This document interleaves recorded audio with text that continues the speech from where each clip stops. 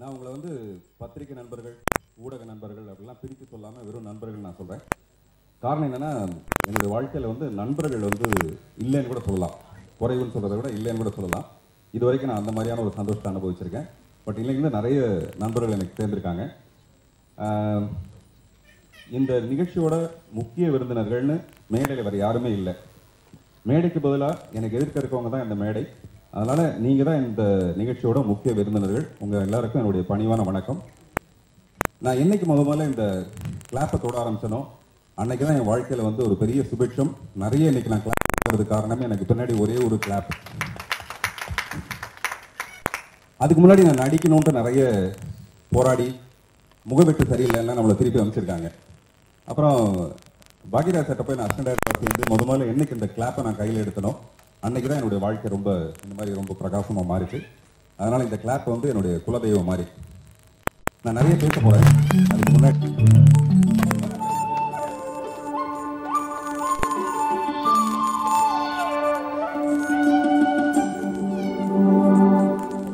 இந்த படத்துல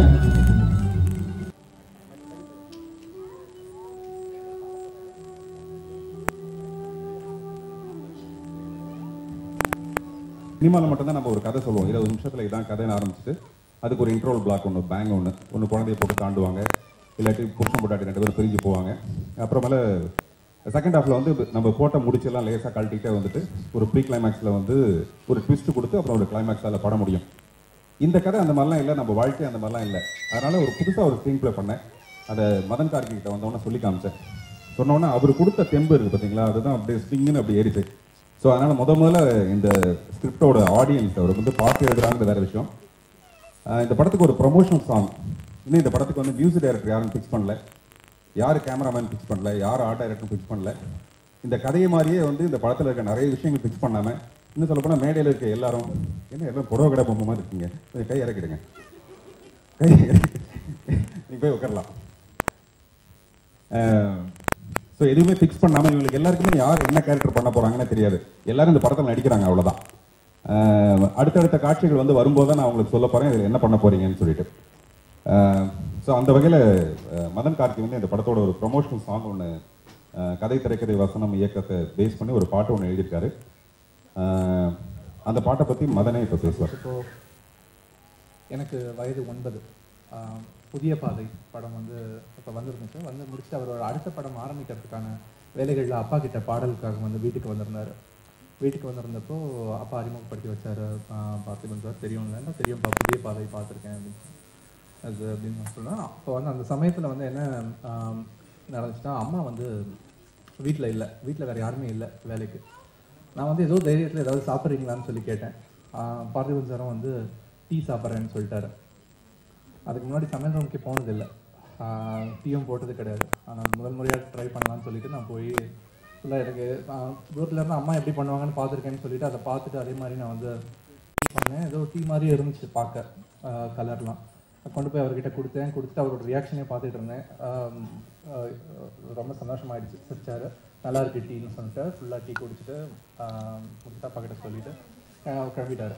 அப்புறம் அப்பா கிட்ட உனக்கு டீலாம் போட தெரியுமா அப்படின்னு கேட்டார். இல்லைப்பா, இன்றைக்கி தான் ஃபஸ்ட் டைம் ட்ரை பண்ணேன், ரொம்ப சந்தோஷமாக இருந்துச்சு, அவருக்கு பிடிச்சிருந்துச்சுன்னு சொன்னார். பரவாயில்லையே அப்படின்னாரு. அப்புறம் நான் உள்ளே போயிட்டு அந்த டீ குடிச்சு பார்த்தேன். அந்த குடிச்சு பார்க்கும்போது தான் எனக்கு தெரிஞ்சது பார்த்திபன் சார் வந்து எவ்வளோ ஒரு மனிதாபிமானம் உள்ள ஒரு நடிகர் அப்படின்ட்டு. ஏன்னா அந்த இதில் வந்து நான் சக்கரை போடல, டீ தூளை வடிகட்டல, பால் அப்படியே கொட்டி வச்சிருந்தேன். எல்லாமே அப்படியே இருந்துச்சு ஃபுல்லாக, அதை டீ தூளோடு இருந்துச்சு அவர் குடிச்சு வச்சிருந்தது. பார்த்திபன் சார் வந்து சமீபத்தில் வரைக்கும் பண்ணி இந்த படத்தோட கதை சொல்லிட்டு இந்த படத்துக்கு பாட்டு எழுதணும்னு சொன்னப்போ எனக்கு இதுதான் ஃப்ளாஷ்பேக் ஃபஸ்ட்டு வந்துச்சு. எனக்கு இந்த முதல்ல இந்த காட்சியில் எனக்கு ஞாபகம் வந்துச்சு. சரி, நான் அப்படி போட்டு அவ்வளோ மோசமான டீயே ஒத்துக்கிட்டாரு, நான் எழுதுகிற பாட்டை கண்டிப்பாக ஒத்துப்பாருன்ற ஒரு நம்பிக்கையில் நான் வந்து இந்த பாடல் எழுத ஆரம்பித்தேன். எனக்கு அவர் அந்த கதை சொன்னப்பவே வந்து ரொம்ப பிடிச்சது. ஏன்னா அந்த படத்தோட டேக்லைனில் இருக்கிற மாதிரி கதை இல்லாமல் ஒரு கதை எப்படி பண்ணலாம் அப்படின்ற ஒரு கான்செப்ட். பார்த்திபன் சாரோட படங்கள் நிறைய படங்கள் வந்திருக்கு. எனக்கு அவரோட படங்களில் ஹவுஸ்ஃபுல் படம் வந்து ரொம்ப பிடிக்கும். ஸோ அது மாதிரி ரொம்ப வித்தியாசமான முயற்சிகள் ஒவ்வொரு வாட்டியும் அவர் எடுப்பார். நிறைய வெற்றி படங்கள் கொடுத்துருக்காரு, நிறைய வித்தியாசமான படங்கள் வந்து முயற்சி பண்ணியிருக்காரு. ஆனால் இந்த படம் வந்து இது இப்போ வெளிவரத்துக்கான ரொம்ப ஒரு நல்ல ஒரு நேரம் அப்படின்னு எனக்கு தோணுச்சு. இது மாதிரியான ஒரு போஸ்ட் மாடர்ன் ஒரு திங்கிங், இது மாதிரியான ஒரு ரொம்ப டிஃப்ரெண்ட்டான ஸ்டைலில் ஒரு கதை நரேட் பண்ணுறது எனக்கு ரொம்ப பிடிக்கும். நான் பார்க்குற படங்கள் எனக்கு ரொம்ப பிடிக்கும். இந்த படமும் அதே மாதிரி எனக்கு வந்துருந்துச்சு. அதனால நான் ரொம்ப சந்தோஷப்பட்டேன் இந்த படத்தில் நான் ஒர்க் பண்ணுறேன் சார்னு சொல்லிட்டேன். இந்த படத்துக்கு கதை, திரைக்கதை, வசனம், சில வரிகள் எழுதியிருந்தேன். ஏன்னா நான் இதை எழுத ஆரம்பித்தப்போ அதுக்கப்புறம் தான் வந்து நம்ம அல்ஃபோன்ஸ் அவர்களை வந்து சந்தித்தேன். அல்ஃபோன்ஸ் அவர்கள் வந்து இந்த பாடல், இந்த ப்ரொமோ சாங்க்கு அவர் தான் இசையமைச்சிருக்காரு. அவர் வந்து நான் ஏற்கனவே ரஹ்மான் அவர்களோட அலுவலகத்தில் வந்து ஒரு வாட்டி சந்திச்சிருக்கேன் ஒரு பாடலுக்காக. அவர் இந்த ஆரோமலையை பாட்டு பாடினார் இல்லையா, ஸோ அந்த பாடல் பாடினவர் தான், அவர் தான் இந்த பாட்டுக்கு இசையமைச்சிருக்காரு. ரொம்ப நல்ல அனுபவம் இந்த பாட்டு வந்து. ஏன்னா இப்போ ஒரு நேற்று இரவு வந்து ஒரு 8 மணிக்கு ஆரம்பித்து இன்னைக்கு மதியம் வந்து ஒரு 11 மணிக்குள்ளே இந்த பாட்டை முடிச்சிட்டோம். ஸோ அந்த வேகத்தில் வந்து இந்த பாட்டு பண்ணியிருக்கோம். உங்களுக்காக அந்த பாடலோட வரிகள் இருக்கே, தோத்தாலும் கதை இருக்கே, சொல்லாம மனசுக்குள்ள எத்தனையோ கதை இருக்கே, காத்தில் கதை இருக்கே, இந்த மண்ணில் கதை இருக்கே, கதையில்லா நிமிஷம் இல்லை, கதையில்லா மனுஷன் இல்லை, உன்னோட வாழ்க்கை இல்லை, கதை இல்லைனா நீ எதுவும் இல்லை, காத்தில் கதை இருக்கே, இந்த மண்ணில் கதை இருக்கே, பொஞ்சாதிய தோத்த பயலுக போரில் செய்யிச்ச கதை இருக்கே, பொஞ்சாதிய மீட்டுட்டு வார குரங்கு கூட்ட படை இருக்கே, அவ கோபம் பெருகி முளைய பெருகி ஊரை எரிச்ச கதை இருக்கே, அதில் கருகி பறந்த காக்கா வாயில் பாட்டி சுட்ட வடை இருக்கே, காத்தில் கதை இருக்கே, இந்த மண்ணில் கதை இருக்கே. திரைக்கதை. பின்ன வந்த ஆம நெஞ்ச முன்ன போக ஏங்க வச்சான், முன்ன போன முயலுக்குள்ள திமிர தந்து தூங்க வச்சான், கதையை முடிக்கும் போது பாவி கேள்வி ஒன்ன அங்க வச்சான், வேதாளத்தை திரும்பி போய் மரத்து மேல தொங்க வச்சான், கதையை 4 துண்டா வெட்டி அதையும் இதையும் மாத்திட்டான், வெட்டி வேலை ஏன்னு கேட்டா திரைக்கதைன்னு சொல்லிட்டான், காத்தில் கதை இருக்கே, இந்த மண்ணில் கதை இருக்கே. வசனம்.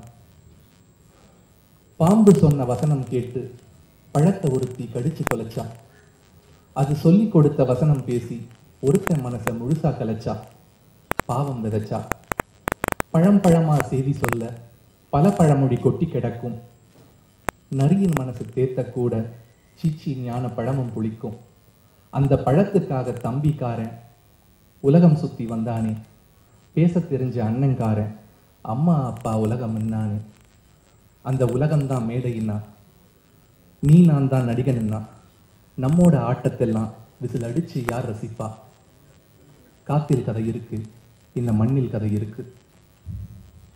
இயக்கம். கோடி கோடி மனுஷ கதைய பூமிக்குள்ள பூட்டி வச்சான், பூமியைத்தான் உருள விட்டு நம்ம எல்லாம் ஆட்டி வச்சான், பொறப்பு பொழப்பு இறப்புக்கெல்லாம் தினமும் நம்ம பாட வச்சான், அடுத்த வேளை வகுத்துக்காக நம்ம சண்டை போட வச்சான், முடிவு என்ன தேட வச்சான், காத்தில் கதை இருக்கே, இந்த மண்ணில் கதை இருக்கே. ஒரு விஷயம் சொன்னோன்னா இன்செப்ஷன் மாதிரியா அப்படின்னு ஒரு பெரிய சந்தோஷம் வந்தது. அந்த மாதிரி சந்தோஷத்தை மதன் கார்கே எனக்கு கொடுத்தார். அப்புறம் இந்த முதல் பாடலை ஒரு இசையமைப்பாளர் அவர் வந்து ஆரோமலைன்னு சொல்லிட்டு விண்ணை தாண்டி ஒரு படத்தில் இந்த ஆரோமலை பாடலை பாடியவர். அவர் வந்து கேரளாவில் ஒரு மிகப்பெரிய இசையமைப்பாளர். எனக்கு வந்து தங்கமீன்கள் படத்தில் அவர் ஒரு பாட்டு பாடியிருந்தார், எனக்கு ரொம்ப பிடிச்சது. அவர் எப்படியா தேடி கண்டுபிடிச்சி, வழக்கமாக வந்து கேரளாவுக்கு போய் எல்லாம் ஹீரோயினை தான் தேடுவாங்க. நான் போய் ஒரு மியூசிக் டைரக்டர் தேடினேன். அவர் வந்து இந்த பாட்டை பண்ணால் நல்லா இருக்கும்னு சொல்லிட்டு, அப்புறம் இந்த கதையில் வர மாதிரியே ரொம்ப அவசர அவசரமாக முந்தா நாள் முடிவு பண்ணி நேற்று நைட் அவர் இங்கே வந்து நேற்று விடிய விடிய அந்த சுச்சுவேஷனை சொல்லி, அவர் வரும்போது வேற ஒரு டியூனோட வந்தார். இங்கே வந்து பாட்டு மாறி மறுபடியும் டியூனு மாறி டியூனுக்காக பாட்டு மாறி அப்படி விடிய விடிய ரொம்ப அவசர அவசரமாக பண்ண ஒரு நம்ம அப்பா மனைவி ஆகியோருக்கு நன்றி. என்னோட சக்ஸஸுக்கு காரணம் நீங்கள் தான். நீங்கள் தானே இந்த பத்திரிகை மற்றும் ஊடக நண்பர்கள் தான். தொடர்ந்து பல்வேறு படங்கள் பண்ணிட்டு இருக்கும்போது ரொம்ப நாளாக பார்த்திபன் சார் படம் பண்ணணும்னு ஆசை, ரொம்ப நாளாக கேட்டுட்டு இருந்தேன். இந்த படத்துக்கு வாய்ப்பு கொடுத்து பார்த்திபன் சாருக்கு ரொம்ப நன்றி. சார் கூட ஒரு 8 இயர்ஸ் கூட இருப்பேன். எனக்கு முன்னாடி நிறைய தகுதிகள் இருக்கும். நான் படித்தது, எஜுகேஷன், வேலை பார்த்தது எல்லாம். சார்ட்ட அசிஸ்டண்ட்டாக சேர்ந்ததுக்கப்புறம் என்னோடய எல்லா தகுதிகளுக்கும் ஒரே தகுதி தான் நான் அதை சொல்ல ஆரம்பித்தேன். நான் சாரோட அசிஸ்டண்ட் அப்படி மட்டும்தான் சொல்லுவேன், வேறு எதுவுமே சொல்ல மாட்டேன். என் ஃபோனில் அவர் கால் வந்தால் மற்ற எல்லாம் குழம்பிடுவாங்க. ஒரு தடவை சாரோட பொண்ணு ஒரு தேட்டரில் இருக்கும்போது, உங்கள் ஃபோன் யாரோ கூப்பிட்றாங்க, ஜீசஸ் கூப்பிட்றாங்கிற மாதிரி. நான் சார் பேர் லைஃப் கிவர் தான் வச்சுருப்பேன். நான் ஜானி படத்தில் மியூசிக் டே லைஃப் கிவர்னு மகேந்திரன் சார் பிரிண்ட் பண்ண சொன்னார். லைஃப் கிவர்னு வச்சுருப்பேன், அதுக்கான வாய்ப்பை நான் இங்கே சொல்லிக்கிறேன். அப்புறம் இந்த மாதிரி விழாவில் வந்து செய்கிறதுங்கிறது எங்களோட ரெஸ்பான்சிபிலிட்டி. ஆனால் எனக்கு இந்த மாதிரி ஒரு பொறுத்தபடியாக இந்த படத்தோட தயாரிப்பாளர் என்னுடைய முதல் 2 படத்தை தவிர அதுக்கப்புறமேல கிட்டத்தட்ட நானே வந்து தயாரிப்பாளரானது காரணம் ரசனையாக படம் எடுக்கணுங்கிறது தான் என்னுடைய மிகப்பெரிய ஆசை. நான் இது வரைக்கும் ஒரு 54 படம் நடித்து அதில் ஒரு 10 படம் ப்ரொடியூஸ் பண்ணியிருக்கேன். அந்த பணத்தில், வேறு யாருடைய பணத்தில் இல்லை.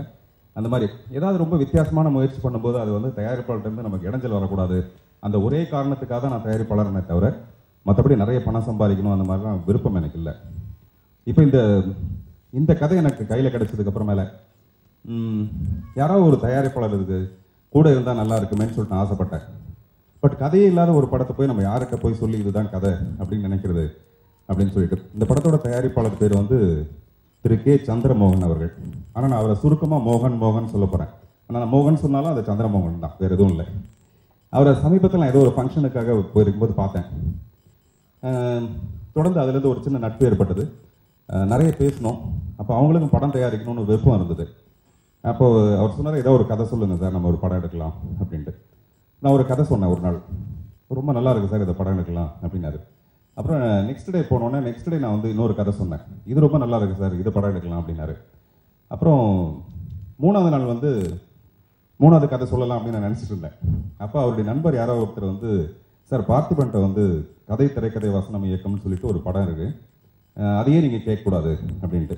அது ஏதோ ஒரு அசரீரி மாதிரி எங்கேருந்து வந்தது. நான் பக்கத்தில் உட்காந்துருக்கேன். உடனே அவர் என்கிட்ட கேட்டார், ஏன் சார் உங்ககிட்ட ஏதோ கதை திரைக்கதை வசனம் இயக்கம்னு ஏதோ ஒரு ஸ்கிரிப்ட் இருக்காமே. நான் சொன்னேன், நீங்கள் ஒரு தடவை வரும்போதும் கதை கேட்டுட்டு இருக்கீங்க சார், அந்த படத்தில் கதையே கிடையாது, நான் எப்படி உங்ககிட்ட சொல்வேன், அதில் கதையே இல்லாத ஒரு படம் அது அப்படின்னு. உடனே அவர் சொன்னார், இல்லை சார் அந்த படத்தை நம்ம எடுப்போம், நீங்கள் எனக்கு கதையை சொல்ல வேண்டியது இல்லைன்னு. எனக்கு தெரிஞ்சு மிகப்பெரிய இயக்குநர்களை உருவாக்குனது வந்து புதுசாக இந்த துறைக்கு வர தயாரிப்பாளர்கள் மட்டும்தான். பெரிய பெரிய பேனர்கள்லாம் பார்த்தீங்கன்னா பெரிய ஆர்டிஸ்ட் வச்சு படம் எடுப்பாங்க, இல்லாட்டி அதுக்கு பின்னாடி ஏதாவது ஒரு வியாபார தந்திரம் இல்லாமல் அந்த படத்தை எடுக்க மாட்டாங்க. அது பாரதி ராஜாவுடைய அறிமுகமாக இருந்தாலும் சரி, பாக்யராசரோட அறிமுகமாக இருந்தாலும் சரி, என்னுடைய அறிமுகமாக இருந்தாலும் சரி, இவங்க எல்லாமே புது தயாரிப்பாளர்கள். சினிமாவுக்கு வந்து ஏதாவது ஒரு ரசனையோடு நம்ம எதாவது செய்யணும்னு ஆசைப்படுறவங்க மட்டும்தான் இந்த மாதிரி தயாரிப்பாளர் நம்ம கிடைக்கிறாங்க, அழகி உட்பட எல்லா படங்களுமே. அந்த வரிசையில் இது என்ன கதை, நான் என்ன படம் பண்ண போகிறேன், எதுவுமே அவங்களுக்கு தெரியாது. இந்த தலைப்பை தவிர ஒரு எதுவுமே தெரியாது. ஸோ முழுக்க என் மேலே இருக்கிற ஒரு நம்பிக்கையில் இந்த மாதிரி ஒரு மிகப்பெரிய வாய்ப்பை எனக்கு கொடுத்துருக்காங்க.